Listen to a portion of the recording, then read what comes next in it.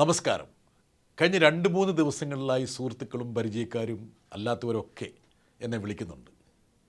തെരഞ്ഞെടുപ്പിൽ ഇടതുപക്ഷത്തിനേറ്റ കനത്ത പരാജയത്തെക്കുറിച്ച് ബ്രിട്ടാസ് എന്തുകൊണ്ടാണ് പ്രതികരിക്കാത്തത്? ഇതാണ് എല്ലാവർക്കും അറിയേണ്ടത്.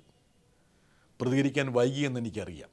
പക്ഷേ ചില സ്ഥിതിവിവര കണക്കുകൾ കൂടി കിട്ടിയിട്ട് പ്രതികരിക്കാമെന്നാണ് ഞാൻ വിചാരിച്ചത്. ആദ്യം തന്നെ പറയട്ടെ, ഈ തെരഞ്ഞെടുപ്പിൽ ഇടതുപക്ഷത്തിനുണ്ടായത് കനത്ത പരാജയം തന്നെയാണ്. അത് സമ്മതിച്ചും ഏറ്റുപറഞ്ഞും ആവശ്യമായ തിരുത്തലുകൾ വരുത്തിയും മുന്നോട്ട് പോകുക എന്നതാണ് ഈ കാലഘട്ടം നമ്മളിൽ നിന്ന് ആവശ്യപ്പെടുന്നത്, പ്രതീക്ഷിക്കുന്നത്. ഇതിൽ സമൂലമായ പരിശോധനയും നടപടിയും ഉണ്ടാകുമെന്ന കാര്യത്തിൽ തർക്കമില്ല. സംസ്ഥാന സെക്രട്ടറി തന്നെ അക്കാര്യം അടിവരയിട്ട് പറഞ്ഞു കഴിഞ്ഞു. അതേസമയം ഈ പരാജയത്തിലേക്ക് നയിച്ച കാര്യങ്ങളെക്കുറിച്ച് എൻ്റെ വിശകലനത്തിൽ ബോധ്യപ്പെട്ട കാര്യങ്ങൾ നിങ്ങളുമായിട്ട് പങ്കുവെക്കണമെന്ന് ഞാൻ വിചാരിക്കുകയാണ്. ഇതിൽ ന്യായീകരണത്തിൻ്റെ ലാഞ്ചനയുണ്ടെന്ന് ചിലർക്ക് തോന്നിയേക്കാം. അത് ന്യായീകരണമല്ല, ഞാൻ കാണുന്ന വസ്തുതാപരമായിട്ടുള്ളൊരു സാഹചര്യമാണ്. ഒരു പക്ഷേ അത് നിങ്ങൾ കൂടി ആ ആർജവത്തോടെ പരിശോധിക്കുമ്പോൾ അതിൽ ചില യുക്തിയുണ്ടെന്ന് നിങ്ങൾക്ക് മനസ്സിലാക്കാം. ഒന്ന്, ന്യൂനപക്ഷ ഏകീകരണവും ധ്രുവീകരണവും UDFന് അനുകൂലമായില്ലേ? സംശയലേശമെന്നേ പറയാവുന്ന കാര്യമാണത്. ന്യൂനപക്ഷങ്ങളോട് എന്തെങ്കിലും കുറ്റം, പാതകം ചെയ്തിട്ടല്ല അവർ ഇടതുപക്ഷത്തെ കൈവിട്ടത്. ചില പ്രതീതികൾ വേണമെങ്കിൽ സൃഷ്ടിക്കപ്പെട്ടിട്ടുണ്ടാകാം. എന്നാൽ ഇന്ത്യയിൽ ന്യൂനപക്ഷങ്ങൾക്ക് ഏറ്റവും സുരക്ഷയും അംഗീകാരവും അവസരവുമുള്ള സംസ്ഥാനമാണ് കേരളം. വെല്ലുവിളികൾക്കിടയിലും അയൽ സംസ്ഥാനങ്ങളിലെ ബുൾഡോസർ ഇരമ്പലുകൾക്കിടയിലും മതമൈത്രിയുടെയും സാഹോദര്യത്തിൻ്റെയും സാമൂഹ്യ മൂലധനത്തെ പരിപോഷിപ്പിക്കാൻ ഇടതുപക്ഷം എന്നും ശ്രമിച്ചിട്ടുണ്ട്, അതിൽ വിജയിച്ചിട്ടുമുണ്ട്. എന്നിട്ടും എന്തേ ന്യൂനപക്ഷം ഇടതുപക്ഷത്തെ കൈവിട്ടു? അതിലൊരു കാര്യമുണ്ട്. ദേശീയ തലത്തിൽ BJPക്ക് ബദലായി ന്യൂനപക്ഷം കാണുന്നത് കോൺഗ്രസിനെയാണ്. മതനിരപേക്ഷത ഉയർത്തിപ്പിടിക്കുന്നതിൽ കോൺഗ്രസ്സിന് തുടർച്ചയായി പല വീഴ്ചകളും പറ്റിയിട്ടും അവർ നിലനിൽക്കണമെന്ന് ന്യൂനപക്ഷം ആഗ്രഹിക്കുന്നുണ്ട്. കഴിഞ്ഞ ലോക്സഭാ തിരഞ്ഞെടുപ്പ് സമയത്ത് പൗരത്വ പ്രശ്നം മുതൽ പലസ്തീൻ വരെയുള്ള വിഷയങ്ങളിൽ ഇടതുപക്ഷം മുൻപന്തിയിൽ നിന്നിട്ടും ന്യൂനപക്ഷം UDFനെയാണ് പിന്തുണച്ചത്.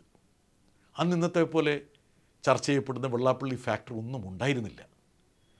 ദേശീയ തലത്തിൽ കോൺഗ്രസും ഗാന്ധി കുടുംബവും നിലനിൽക്കുന്നത് കേരളം നൽകുന്ന അടിത്തറയ്ക്ക് മുകളിലാണ്. ഇക്കാര്യം ന്യൂനപക്ഷത്തിന് അറിയാം. ഒരിക്കൽ കൂടി പരാജയപ്പെടുക എന്നാൽ കോൺഗ്രസ് ശിഥിലമായി എന്നാണ് അവർ കരുതുന്നത്. സ്വാഭാവികമായിട്ടും കോൺഗ്രസ് ശിഥിലമായി കാണാൻ അവർ ആഗ്രഹിക്കുന്നില്ല.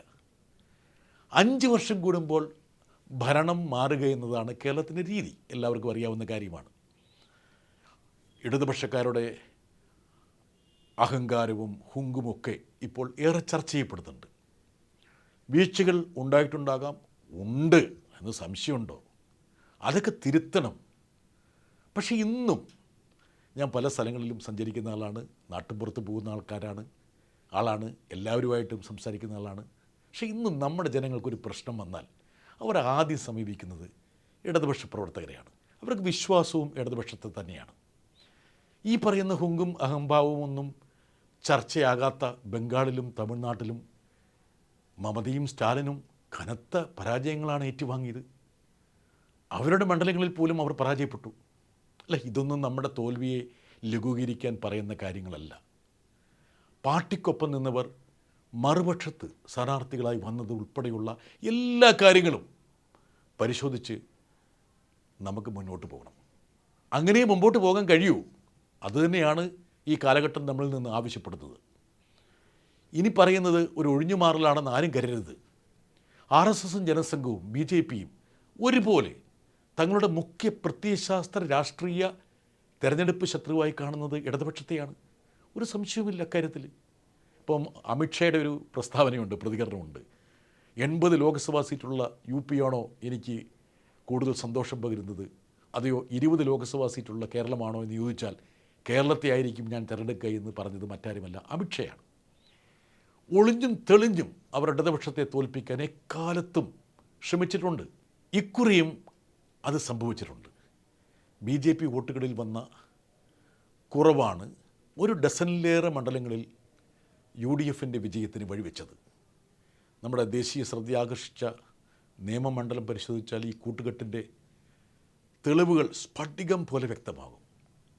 കഴിഞ്ഞ നിയമസഭാ തിരഞ്ഞെടുപ്പിൽ കോൺഗ്രസ് പിടിച്ച വോട്ട് നിലനിർത്തിയിരുന്നെങ്കിൽ, അവർ റീറ്റെയിൻ ചെയ്തിരുന്നെങ്കിൽ ശിവൻകുട്ടി തന്നെ വിജയിക്കുമായിരുന്നു, ഒരു സംശയമില്ല. കേരളത്തിൻ്റെ ചരിത്രത്തിലില്ലാത്ത രീതിയിൽ ത്വരിത വികസനത്തിൻ്റെയും ക്ഷേമത്തിൻ്റെയും പാതകൾ വെട്ടിത്തെളിച്ച സർക്കാരാണ് പിണറായി സർക്കാർ, പിണറായി ഗവൺമെൻറ് എന്നത് എതിരാളികൾ പോലും സമ്മതിക്കുന്ന കാര്യമാണ്. എന്നാൽ ജനങ്ങളത് കണക്കിലെടുത്തിട്ടില്ല. പക്ഷേ അത് അവരുടെ അവകാശമാണ്. കണക്കെടുക്കണമോ വേണ്ടയോ എന്നുള്ളതൊക്കെ അവരുടെ അവകാശമാണ്. അതിനൊന്നും ചോദ്യം ചെയ്യാൻ നമുക്ക് കഴിയില്ല.